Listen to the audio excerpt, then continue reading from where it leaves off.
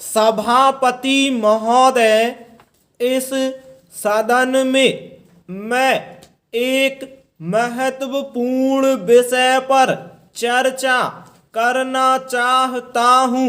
मेरे सब माननीय सदस्य इस बात से अच्छी तरह से परिचित हैं कि आज देश की सामान्य स्थिति ठीक नहीं है।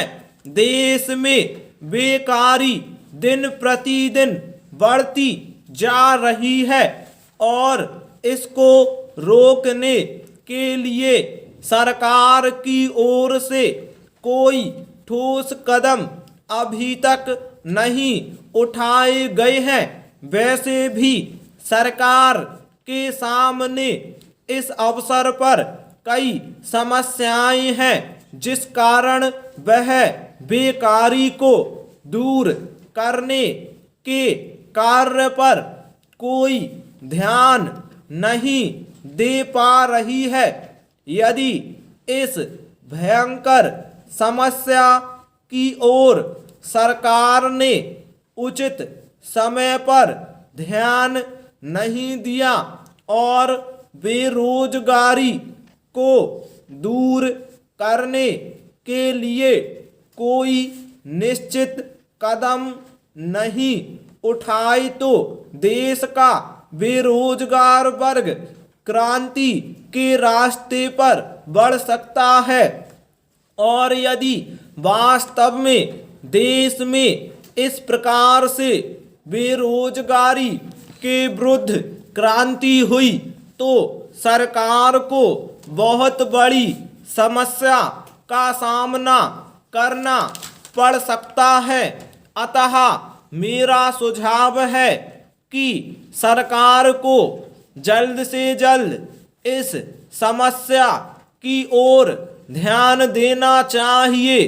बेरोजगार वर्ग के लिए ऐसा सुनिश्चित कार्यक्रम बनाना चाहिए कि वे समय पर अपनी योग्यता के अनुसार रोजगार प्राप्त कर सकें।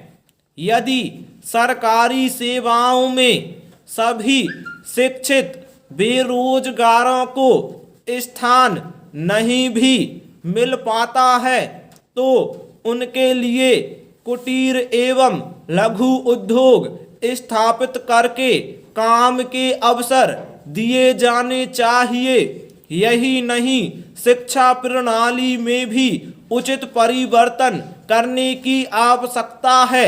भारत जैसे देश में ऐसी शिक्षा दी जानी चाहिए ताकि युवा वर्ग कुटीर उद्योगों और लघु उद्योगों की ओर रुचि रखें और तकनीकी काम में भाग लेकर बेरोजगारी को दूर करने के साथ साथ देश को खुशहाल बनाने में भी अपना योगदान दे सकें। पैराग्राफ चिन्ह महोदय, अब मैं देश में फैले भ्रष्टाचार की ओर आपका तथा सदन में उपस्थित माननीय सदस्यों का ध्यान आकृष्ट करना चाहता हूं।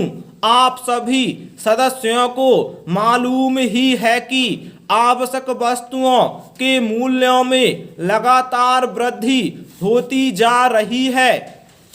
मूल्य वृद्धि के इस समय पर सरकार की ओर से कोई विशेष नियंत्रण नहीं रखा जा रहा है। परिणाम स्वरूप देश की जो आम जनता है उसे बड़ी परेशानी का सामना करना पड़ रहा है। व्यापारी वर्ग मुनाफाखोरी की ओर बढ़ता जा रहा है और आम जनता महंगाई से दबती जा रही है। यही नहीं, लोगों के पास आवश्यक वस्तुओं को खरीदने के लिए भी पैसा नहीं है। गरीब लोग अनाज के अभाव में भूखे मर रहे हैं। स्टॉप।